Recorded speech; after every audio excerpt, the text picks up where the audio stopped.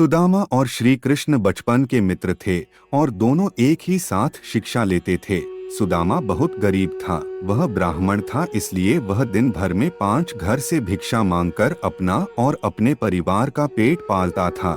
उसे जितना मिलता था उसी से गुजारा करता था, परंतु मिलने वाली भिक्षा उसके लिए पर्याप्त नहीं थी। उसका और उसके परिवार का पेट भी उससे करता नहीं था। इसी भिक्षा से अतिथि सत्कार भी हुआ करता था।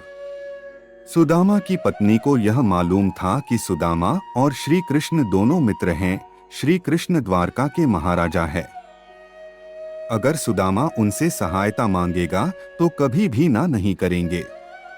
इसलिए सुदामा की पत्नी ने सुदामा को बहुत बार श्री कृष्ण के पास द्वारका जाने के लिए कहा, परंतु सुदामा हर बार मना कर देता था।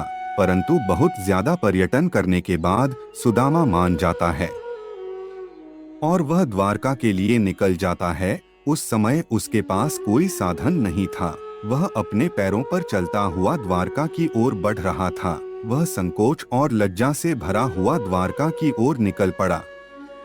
काफी दूर चलने के बाद उसे रास्ते में एक बैलगाड़ी मिलती है, जिस पर व्यापार के लिए खूब सारा माल लदा हुआ था। मुरारी ने सुदामा को द्वारका चलने के लिए मना लिया। गाड़ी पर बैठकर दोनों द्वारका के पास पहुँचे। वहां पहुंचते ही बैलगाड़ी वाले ने सुदामा से कहा कि आपका रास्ता यहाँ से अलग है और मेरा अलग है। सुदामा आगे चलने के बाद वहां से वापस आ गया। उसने सोचा कि मैं उस बैलगाड़ी वाले का धन्यवाद करके आता हूँ।